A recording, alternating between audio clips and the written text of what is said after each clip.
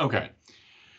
I have had all sorts of technical problems this morning. Usually it's just a matter of going onto YouTube and clicking record, but now I'm having to do all this. But at least I got this really cool Minecraft world, around me. That's something, I guess. Oh, it's Minecraft Dungeons. Yeah, I've been meaning to buy that. I see the little guy up there who's like the enemy. But in any case, this is going to be a quick one because I am way behind schedule this morning. So I'm going to try to condense this down. First off, not jump the shark. The oppression paper is going to be due next Thursday. I'm going to create a Dropbox for it with a rubric. That's the 9th. Now, I will say this. I'm going to be very, very nice with this first paper. And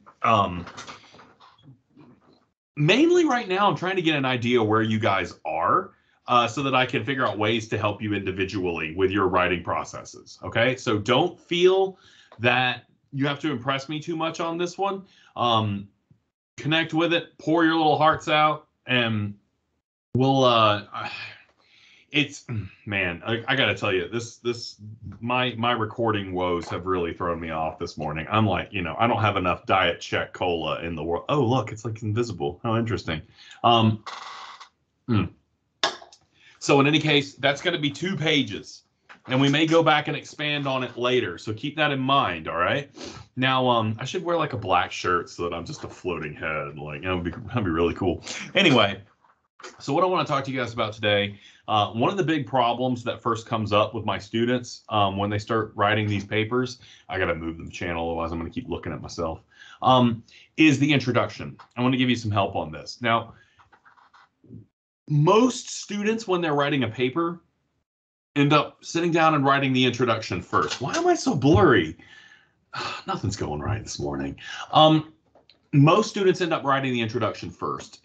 Believe it or not, that is not always the best thing to do for several reasons. And one of the ways that I play around with this in my classes is I have a student stand up and I pick another random student and I'm like, introduce that person to us. And these students don't know each other. They stumble through it. All they can basically do is tell me what the other person is wearing, which is really awkward and weird, and a lot of hesitation. And anyway, the point here is it's very difficult to introduce someone you don't know, right? Now, if I were to tell you about my buddy Frank, Frank cannot enter into 3 cities in the continental United States because there are people in those cities that will attack him on sight. He has a dog named Nanook. That's his biggest, that's like comes up to his waist, right? He is a Hemingway scholar. He has nearly killed me on 2 separate occasions, and I love him even more for it. So here, the obvious difference here, right? I've known Frank a long time. Frank and I are friends. It's kind of insane to stop or to try and introduce a paper you have not yet written. You don't know what that paper is going to do yet, right? You don't even know what its goals are going to be. You don't know what approach you're going to take. And so it's quite insane to sit down and write that intro first. So don't do it. What you want to do instead is just start right in the middle of the thing. Start with a detail. So if it's your health that's oppressing you that you're talking about, jump right in with the specifics of something about your health and start talking about that specific. Get your start there. Crank out a few of those paragraphs and then think about going back and writing that intro after you've got a solid footing in the paper. It will come much easier. And this is one of those situations where students ball up the paper, throw it in the trash, write a few lines, ball up the paper, throw it in the trash, or they end up typing a few lines and then they erase it, type a few more lines and erase it. A lot of times students do that because they're trying to introduce something that's not even in the world yet. So keep that in mind. That's something to really think about as you sit down and start drafting this paper. Now, there is another thing you can do. I had a student one time that I was really messing with, and I would not accept his paper because his intros were terrible. Now, I'm not sure I would recommend this for you guys because this was it's a little advanced, but it's something you could try out if you wanted to. What this student did in his frustration, he was writing a paper about Pokemon, and specifically he was writing a paper about the episode of Pokemon that he hated, right? The worst episode. That's what we were talking about, the day that a show died for us. So he picked like season 2 or something like that. So what he did is after all this grief that I was giving him about how bad his intros were, he completely took it outside the realm of expectations for what an intro is supposed to do. And it was so good, I ended up memorizing it. And it went something like this. I wake up. I gather my Superman comforter around my shoulders and drift ghost-like down the hall. By the blue light of my kitchen microwave clock, I take down a salad bowl and fill it to the top with Fruit Loops. I dump a half-gallon of milk into the salad bowl and mix it all into a fruity concoction. I drift once again to the TV and I turn the channel to Fox Kids.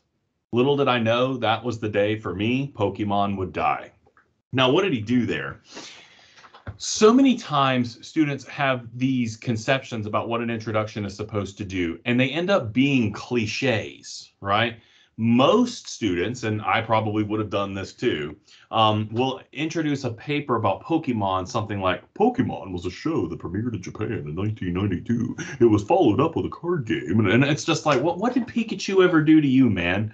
Why you got to make Pokemon so boring? Like, come on, it's like a war crime or something. But what he did instead was he told a story. So a narrative. That's one of the modes of discourse that we'll talk about later. But dang, whew, that Czech Cola. Anyway, that story that he told was incredibly engaging, and it worked with a lot of details. It brought this scene to life. So I know that I'm not putting together as much time on this video as I normally do, but I really have struggled with my equipment this morning. So like I'm just straight up running out of time to post this. But playing around with the intro, and instead of doing all that typical cliche intro stuff, it might be a better idea to just tell a story and to, give me some type of experience with the things that impress you. Bring the image to life with sensory details. Give me colors, give me sounds, give me tastes, give me touch. All those things work to create an experience that legitimately makes your reader want to experience more of what you're going to write about, which makes for a more effective introduction. If you have to write that introduction first because you're just such a creature of habit, which I know plenty of people who are like that, consider that. I think you'll feel a lot better about it in the long run, and it's something that, can be very positive for the writing experience. These are your experiences. They're yours. You can tell them in some ways that are not just necessarily, formal and school-like. You can just tell me a story. So I'll follow up with more information about what this paper is going to look like. 2 pages, about 2 pages, double spaced, Times New Roman font, 12 pitch. We'll do something to kind of play around with it a little bit more on Tuesday. The Monday. David's brain. Ugh, man.